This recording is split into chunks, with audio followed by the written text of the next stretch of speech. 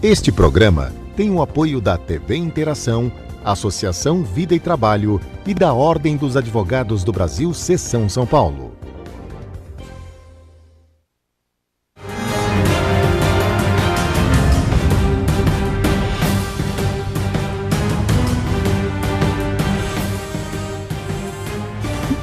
Alô, amigos, bem-vindos ao Gente que Fala. Estamos na TV aberta, canal 9 da NET, canais 8 e 186 da Vivo.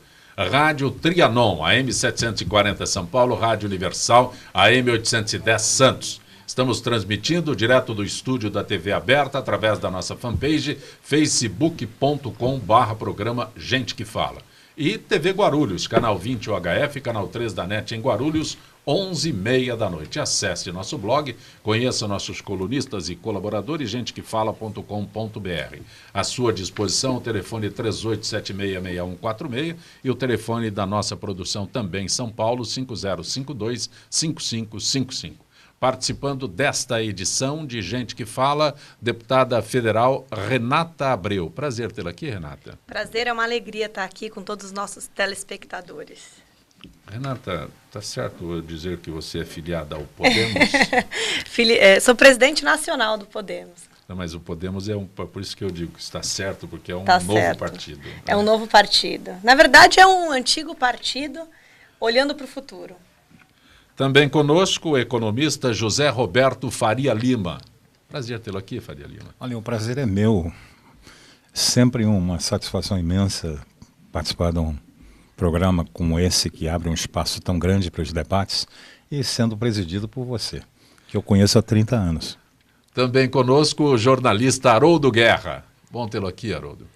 Bom dia a todos, é um prazer estar aqui com vocês. Fico contente de estar nessa mesa seleta e com amigos. Muito prazer a todos aqui da imprensa. Fico satisfeito em estar com você, telespectador. Também conosco o administrador Miguel Cristiano. Prazer tê-lo aqui, Miguel. Prazer, uma alegria imensa estar com vocês para que possamos debater. E vamos aos fatos, então.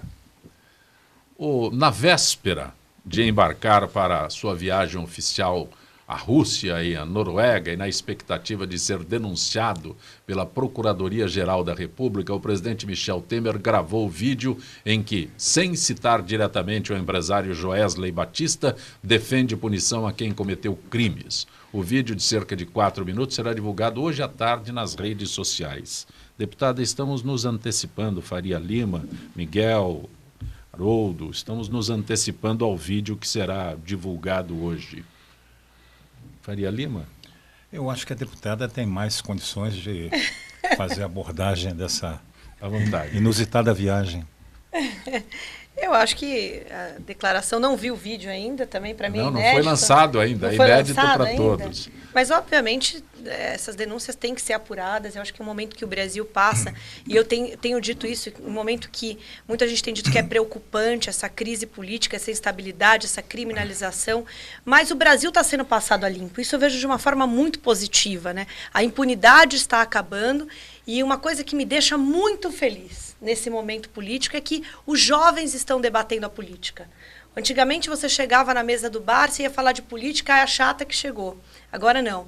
Os jovens entenderam que a política faz parte do seu dia a dia, influi no seu trabalho, na sua família.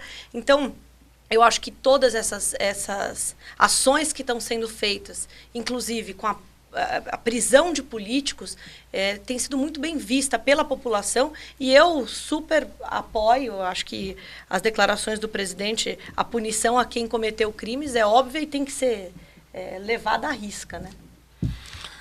Deputada, infelizmente, fala de política, o pessoal quer falar, mas o pessoal também quer que a gente passe a limpo mesmo. O pessoal quer, porque infelizmente, é uma sujeira, uma bandalheira muito grande. Tem pessoas aqui como Faria Lima, você que está lá hoje, você vê, infelizmente, escândalo atrás de escândalo, toda semana tem um escândalo, uma coisa, às vezes nem semana, às vezes, assim, um dia para o outro já tem uma novidade. E eu acho que tem que ter punição. Tem muitas pessoas aí que estão falando, o próprio Joesley, eu acho que infelizmente ele se beneficiou. E agora também tem que pagar, porque é muito fácil de chegar, falar do presidente, do ex-presidente, que também não são santos, pelo amor de Deus, não estou aqui para defender ninguém, não sou advogado, mas assim, acho que tem que começar a pagar, tem que começar a voltar ao que estava acontecendo, que parou. prender essas pessoas que estão no poder. Eu concordo com a Renata, concordo com o Haroldo, e exatamente, hoje não se fala de política com o pensamento só de política, né? Eu vejo, porque eu tenho uma filha de 17 anos, e eu vejo que a política ela vai influenciar na vida dela futura. Então hoje, quer dizer, infelizmente, estamos tendo vários problemas e ainda vamos galgar por outros problemas que virão, mas que possamos ter um futuro melhor e que a política consiga nos ajudar para que eles possam governar de acordo com a necessidade do povo, né? Faria Lima, 2 mandatos como deputado federal, mas se recusou a voltar ao legislativo. Participa ativamente da política? Não ativamente, a gente participa de longe. Eu acho que nós estamos no final do outono, né? Eu estou no outono da vida também, então o que a gente pode fazer é mostrar como era esse Brasil antes e como a gente tratava os assuntos que surgem, porque eles são totalmente repetitivos, né?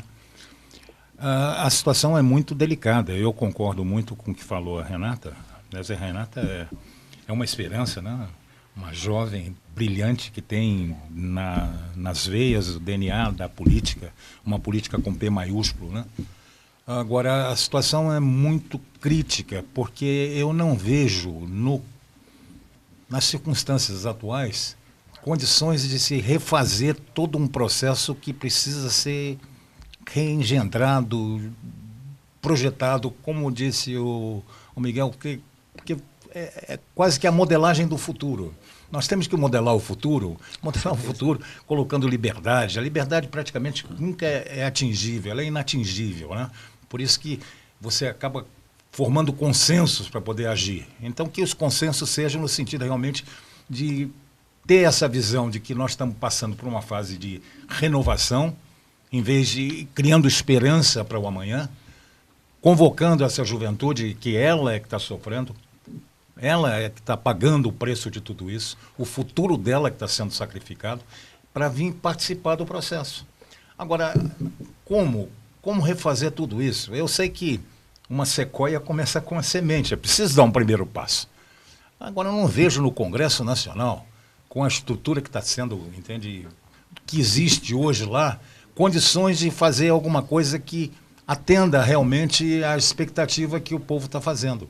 Estão tentando criminalizar aqueles que estão tentando limpar o país, né? Estão sempre na defensiva, estão tentando amordaçar a população. Você veja que o Brasil não acordou ainda, parece que teve milhões de pessoas ontem na Avenida saudando uma parada diferenciada. E para fazer a manifestação contra esse status quo, eu acho que pouquíssima gente está aparecendo agora. Estão tentando eliminar essa presença do povo nas ruas. Sem a presença do povo nas ruas, não vai acontecer nada. Vamos continuar nessa situação. O presidente está agora tentando se defender. Ele está numa busca de defesa. Ele é interino. Agora, quais são as soluções? Nós temos que ter uma Assembleia Nacional Constituinte exclusiva para tratar de pequenas coisas, porque não adianta fazer uma grande reforma gigantesca. Temos que fazer pequenas modificações, basicamente a nível de alicerce, para que a gente possa construir a nação a partir daí. Eu não sei, o partido que Vossa Excelência preside a nível nacional está ao lado hoje do governo ou está contra o governo, Renata? Hoje nosso partido está independente, né? Inclusive pelo nosso projeto majoritário. Então, nós estamos 100% independentes. Até porque tem muitas reformas que estão sendo propostas pelo governo que nós entendemos que é bom para o país. Então, a independência... Na verdade, esse negócio de situação ou oposição, isso é um absurdo no país. Eu acho que todos nós temos que ser... somos legitimados pelo povo e temos que ter afinidade e compromisso com ele. Então, a independência, até a oposição na inconsistência, né? Como hoje eu vejo muitas vezes o PT, que sempre defendeu determinadas bandeiras, se colocando contra as bandeiras que ele mesmo defendeu, só porque agora é oposição ao governo. Nós temos que ter coerência. Então, hoje o nosso partido, Podemos, é um partido independente. Por que você acha que mudando simplesmente o nome do partido vai mudar algum tipo de posicionamento? Inclusive, eu acho que o Podemos, a nível internacional, na Espanha, é um partido de esquerda. Se bem que eu concordo também que esquerda e direita hoje, entende, não tem nenhum sentido. Ou você é a favor da liberdade ou você é contra a liberdade. Posso entrar no Podemos aqui? Por favor. Lógico, eu estou jogando a bola para você, no Podemos, no Livre, no Avante. Estão mudando os nomes dos partidos, porque partido caiu, entende, mal para o povo. Só para acrescentar, o Podemos, quando eu anunciei aqui, né, eu posso anunciá-la como filiada ao Podemos e, na verdade, é a presidente nacional do Podemos e haverá uma cerimônia no dia 1º de julho com a filiação do senador Álvaro Dias. Né? Então, aí acrescentando no que o Faria Lima fez referência a esse desenho de partido hoje em dia. Na verdade, é interessante. O nosso projeto não é uma mudança de nome, né? O projeto do Podemos foi 2 anos de estudo, principalmente com a juventude, ouvindo muito esse segmento que foi para as ruas, e a gente observou um cenário muito interessante, né? É uma mudança de práticas. Então, hoje, a população que foi para a rua, antigamente você tinha a questão da ideologia, direita ou esquerda. Você tem a queda do Muro de Berlim e um novo marco na história da humanidade, que é a era da tecnologia. A era da tecnologia, ela cria uma ruptura que muda as nossas relações sociais. Então, hoje a gente fala com a nossa família no WhatsApp, nos comunicamos em tempo real, decidimos as coisas por segundo ali no WhatsApp, recebemos as informações do mundo em tempo real. E na política? A política está analógica. Eu resumo esse sistema dizendo que nós somos cidadãos do século XXI que estão lidando com instituições políticas concebidas no século XVIII, que se debate direita e esquerda. A sociedade não quer mais isso, ela não acredita que uma ideologia vai mudar um país, vai mudar a história de uma nação. Tanto é que tivemos governo de esquerda, governo de direita e está aí. Então, essa sociedade é uma sociedade que hoje ela se move em torno de causas. Foi isso o resultado das nossas pesquisas. É o Fora Dilma, é o Fora Temer, é a lei da ficha limpa, é as 10 medidas, causas dinâmicas. No mundo dinâmico, tudo se move de uma forma muito rápida. E os partidos políticos não se adequaram a essa nova sociedade conectada. Então, as bandeiras partidárias, a instituição partidária, ela está presa no tempo, ela está presa na história. Até mesmo porque os grandes líderes partidários viveram a história e tem muita dificuldade em desapegar. O brasileiro é muito apegado. Então, esse desapego é o que nós estamos fazendo, olhando para o futuro e oferecendo para o país uma alternativa. Então, o Podemos é um partido de práticas. Não é um partido de ideologia direita ou esquerda, mas é um partido que reúne um coletivo de causas para mudar o país. É um partido em que o cidadão, e o Faria Lima falou muito bem aqui, como chamar a população para participar. E é esse o nosso desafio. Então, hoje a gente acredita que a democracia do futuro é uma democracia representativa com mais práticas de democracia direta. E hoje, as novas tecnologias permitem isso. Mas, deputada, vem aqui fazer um pedido. Você acha que tem muito partido? Você não tem muito partido? Tem uns que são de aluguel, tem uns que são vendidos, tem uns que são usados em campanhas majoritárias. Eu acho que deveria, primeiramente, reduzir o número de partido. Não interessa direita, esquerda, como vocês falaram agora há pouco. Eu acho que tem que ter pessoas lá preocupadas com o povo, que hoje não estão preocupadas com o povo. Tem que fazer leis que podem virar esse país. O país está num caos absurdo. Infelizmente, esse país aqui, nós vamos pagar, até meus netos vão pagar, até minha filha, com os filhos, com os netos, vão pagar por um erro que aconteceu no passado, que infelizmente não volta atrás. Mas é muito partido. Não estou falando pelo seu não, deputado, pelo amor de Deus, até curto. Até porque já existe. Já existe, mas a sequência já existe. O seu já existe, o seu está mudando. Mas esses partidos têm que diminuir, tem muito partido. Tem um horário eleitoral que você não sabe nem quem é o cara, quem é o cara. O cara está lá por algum interesse, a gente sabe disso, mas não ajuda em nada. Está lá para se vender numa época. Não acrescenta nada. Eu queria te fazer até um parecer, Haroldo. Eu concordo com você. E justamente por isso que nós olhamos para dentro e fizemos o nosso reposicionamento. Na verdade, nos Estados Unidos, você tem mais de 100 partidos e 2 representados. O problema não é o excesso de partido, porque se nós vivemos numa democracia, se o brasileiro só se sente representado por 2, vote em 2. A grande verdade é que nenhum nos representa. 79% da população não se identifica com partido nenhum. TV Aberta São Paulo, a emissora comunitária da maior cidade do Brasil. Venha fazer parte da família TV Aberta. Entre em contato conosco pelo telefone 3868-2802. E saiba como trazer o seu programa para ser exibido aqui na nossa programação através de uma associação sem fins lucrativos. Não perca essa oportunidade de estar com mais de 3 milhões de telespectadores. TV Aberta São Paulo, a emissora comunitária da maior cidade do Brasil. Você pode assistir a TV Aberta pelos canais 9 da NET e 186 da Vivo TV. Saiba mais em www.tvaberta.tv.br. TV Aberta São Paulo, a emissora comunitária da maior cidade do Brasil. A TV Aberta também está no Facebook. Curta nossa fanpage e acompanhe as novidades da programação do canal comunitário da maior cidade do Brasil. Há mais de 20 anos no ar, o programa Shalom Brasil traz semanalmente reportagens sobre a cultura judaica, artes, espetáculos, entrevistas com personalidades, políticos e matérias de comportamento ligadas ao judaísmo. Além disso, possui quadros especiais, deixando o telespectador bem informado. Não perca, todo sábado às 21 horas, com reprises domingo às 19 horas, segunda-feira às 22h30 e quinta-feira às 23 horas, aqui na TV Aberta.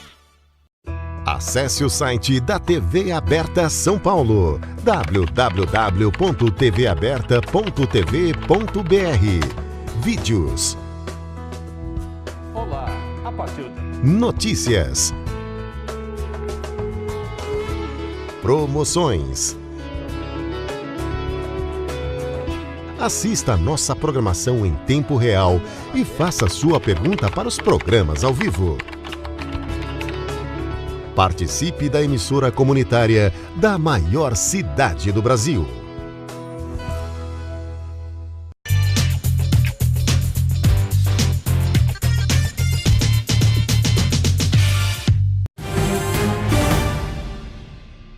Você está conosco no Gente que Fala, TV Aberta, canal 9 da NET, canais 8 e 186 da Vivo, Rádio Trianon, AM 740 São Paulo, Rádio Universal, AM 810 Santos, TV Guarulhos, canal 20 UHF, canal 3 da NET, em Guarulhos. Conosco hoje é a deputada federal Renata Abreu. Ela é presidente nacional do Podemos. O economista José Roberto Faria Lima, o jornalista Haroldo Guerra e o administrador Miguel Cristiano.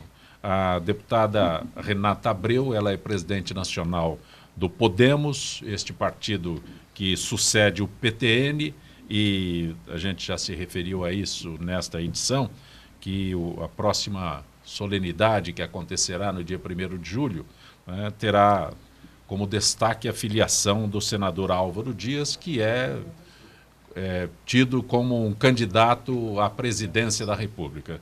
Mas deputada Faria Lima, Haroldo, Miguel, alguns nomes apenas, né? O Bolsonaro é o que está em evidência, ele já se proclamou candidato, o Tasso Gereissati aparece como nome e o PSDB... ele pende aí entre Alckmin e Dória no momento em que pese o Alckmin ser o candidato. Desses nomes aqui, deputada Faria Lima, Haroldo, Miguel, tem alguma... o Álvaro Dias é a estrela do teu partido a partir de agora. Eu sou suspeita, né? Eu acho que é muito cedo ainda para você definir a fisionomia e o rosto de um futuro candidato. Eu acho que ele vai ainda emergir dessa situação que nós estamos vivendo, esse momento de transição, esse momento de crisálida que nós estamos vivendo. Mas um detalhe, com a necessidade, o prazo de filiação partidária um ano antes, as pessoas têm que ser... Agora virou 6 meses, 6 meses. Ele é casuísmo em cima de casuísmo. O processo interno é um processo que está muito fluido. E nós temos que analisar o seguinte, é a situação do país. Nós temos que encontrar uma forma de tirar esse país dessa inércia estática. Nós estamos afundando. Nós estamos com os pés firmes em areia movediça. E a economia brasileira está indo, entende, para uma situação muito crítica. Você, quando está com um processo, um carro com problema, se ele ainda está andando, você empurra, ele fica mais fácil. Se ele para, você tem que exigir uma força muito grande. O Brasil não pode perder essa oportunidade oportunidade, entende? Tempo você não recupera nunca mais. Nós não podemos perder essa oportunidade. Nós estamos sendo deixados para trás. Você faz comparações a nível mundial com determinadas nações e você vê que situação que nós estamos. Como é que nós estamos falando aqui de educação? A tecla básica que eu acho que a Renata pisa, nós todos pisamos. Educação. Educar é incutir valores. Ensinar. Se der educação, o povo aprende a votar. Aprende a votar. Mas o que é educar? Qual é a diferença entre educar e ensinar? Os Pilgrims mostraram isso. Nós já conversamos sobre as 3 Américas, né? Quando os Pilgrims fugiram lá da Europa, que estava a perseguição religiosa, que é alguma coisa que parece que renasce, eles foram para os Estados Unidos, encontraram aquele país fantástico. Qual foi a primeira coisa que eles fizeram? Uma escola para ensinar e educar. E aí foram caçar peru, Thanksgiving, que é a festa deles lá, foram caçar peru. Na América Hispânica, a principal das instituições é a igreja. Você vai na mais paupérrima das cidades da Bolívia, você tem uma catedral com um altar todo cravejado de diamantes, de esmeraldas e de ouro. No Brasil, a principal das instituições é a família. Família. Lembre-se de Gilberto Freire. Gilberto Freire, Casagrande e Senzala. O pai, dono da fazenda, criava o primeiro filho para substituí-lo, tomando conta da fazenda. O segundo ia para a Europa, entende? Para pegar cultura. Agora, a maior alegria do pai era quando o terceiro filho era ordenado na capela da fazenda. Essa faz parte da nossa cultura, cultura se herda. Olha a força disso. Você pega um comunista como Niemeyer, quando ele construiu o Palácio das Alvoradas, ele colocou o quê? Uma capelinha lá, que a Dilma depois colocou como um escritório de ação política lá. Mas tem uma capelinha lá. Era a cana de Casagrande e tinha uma capelinha. Isso é nosso. Nós temos que restaurar a família, nós temos que proteger a família. A família são valores que nós temos que cultivar. Tem certos valores que são permanentes. Não há condição de evoluir. Só que com esse choque da informação que surgiu, nessa emergência da era da informação que nós estamos vivendo, da mundialização, da globalização, os valores ficaram meio perdidos e nós estamos perdidos. Nós estamos repudiando aquilo que nos fez grande. Esse país nasceu sobre o signo da cruz. Esse país, então, é um país que acolheu todo mundo. Esse país é um país rico, tem uma criatividade inata do seu povo. Esse povinho de pele dourada, que ninguém dá valor, construiu uma civilização fantástica. Depois chegaram os italianos, os alemães, os judeus, os portugueses. Os portugueses já chegaram. Não, os portugueses vieram depois. É a minha raça. Já chegaram aqui e já foram atrás das Índias. Não caiu. Foram atrás das Índias. O negro que veio fugido, entende, da escravidão que existia lá na África. Nós somos um país fantástico. Os japoneses. O Brasil tem que usufruir dessa criatividade desse povo. E a turma, entende, fala mal, fala do jeitinho brasileiro. Jeitinho brasileiro, vou usar um dialeto nosso de economista, é criatividade marginal embutida. Nós temos é que orientar essa criatividade, entende, para o sentido do bem comum, e não deixar ela ir ao nível da esperteza. Porque nós temos um monte de nego aí que dizem que é inteligente, na realidade são espertos. Mas a esperteza, quando é muita, come o esperto. Deputada Renata Abreu, Marcos de Pinheiros pergunta quantos deputados federais há no Podemos? Hoje nós somos 14 deputados federais, né? Na janela fomos para 13, agora a filiação de mais um essa semana, que é o Silas Freire, do Piauí, né? E já temos mais 10 fechados. Então, eu acredito que nós vamos chegar aí ano que vem com pelo menos 24 deputados federais e de 2 a 4 senadores da República. Haroldo Guerra, Juliana de Santos pergunta a sua opinião sobre jornalista não precisar de diploma. Realmente, eu acho que é um pouco difícil, né? A pessoa estuda, faz a faculdade, o pessoal fica numa situação que hoje o desemprego na área de jornalismo está muito grande. Hoje o negócio está... não só na área de jornalismo, tem tudo, está complicado, né? Eu sou jornalista, sou contador, também eu vejo um monte de pessoas envolvidas com contabilidade que também não são contadores, pega lá a lei e vai fazendo. Jornalista, o pessoal pega uma câmera hoje, começa a fazer, hoje é que nós estamos falando aqui, essas mídias sociais. O pessoal começa a fazer seu jornalista, então o cara começa a entrar, envolver... E tem aquele negócio, o ego da pessoa, né? Sempre vou entrevistar uma pessoa, a pessoa gosta, a pessoa quer aparecer tanto político como jogador de futebol, o cara quer divulgar, quer divulgação. E isso atrapalha muito a carreira de jornalista, muito. Faria Lima, o Jaime do Jardim Bonfilholi pergunta sobre o futuro do capitalismo no Brasil. Capitalismo no Brasil, eu entendo, são aqueles que moram na capital, que são os capitalistas. Assim como nós temos muitos advogados que são juristas, são aqueles que vivem de juros. Entende? Tem um monte de trabalhadores que vivem de emprego e não de trabalho. Nós precisamos reformular isso. O Estado não pode assumir os fatores de produção, como hoje no Brasil acontece. Os fatores de produção, entre os quais o capital, tem que estar na mão da nação. Porque se o avô cria uma grande empresa e o pai, entende, não for competente, o filho vai ficar pobre. Mas há uma rotatividade do capital, ele vai de mão em mão na nação. Quando vai para o Estado e o Estado comanda, essas empresas estatais, elas são zumbis, elas nunca morrem. Elas são sangradas, como é o caso da Petrobras e de outras, e não morrem. E eles é que criam, entende, o ambiente para a corrupção. É um ambiente para você criar dificuldade para vender facilidade. Eu espero que haja um grande choque de visão mais ampla do que seja realmente o capitalismo dentro desse enfoque. Miguel Cristiano, a Marta da Moca, por que é tão demorado ao cidadão comum abrir uma empresa? Ela cita principalmente São Paulo. Veja bem, Marta, eu acho que não que seja demorado a abertura da empresa. Até nós temos um contador aqui na mesa que poderia falar melhor. Mas eu acho que é muito difícil ele manter aquela empresa que ele abriu. Principalmente as pessoas que hoje perderam os empregos, pegaram os fundos de garantia, investiram em algumas franquias tal, e a realidade do país é outra.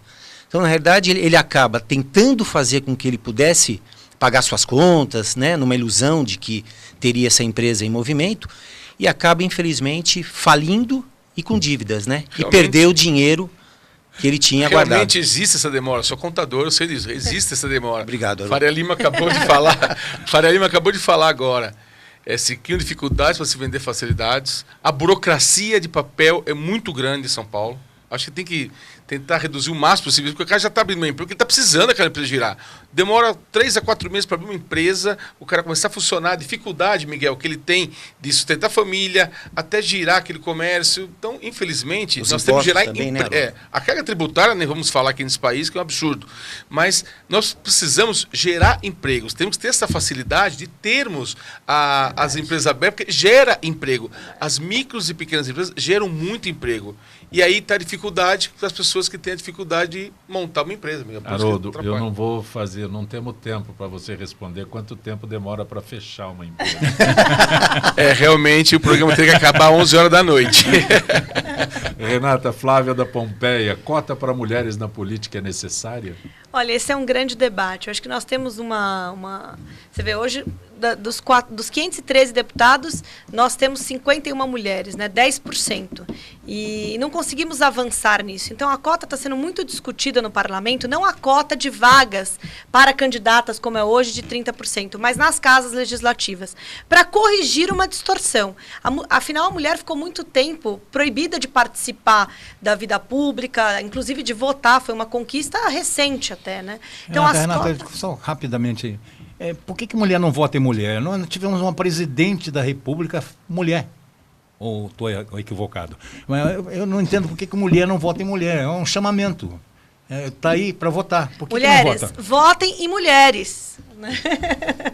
Deputada, a Comissão da Reforma Política, né, nós estamos no finalzinho do Gente que Fala, cláusula de barreira, fim das coligações. A senhora é presidente dessa comissão. Sim.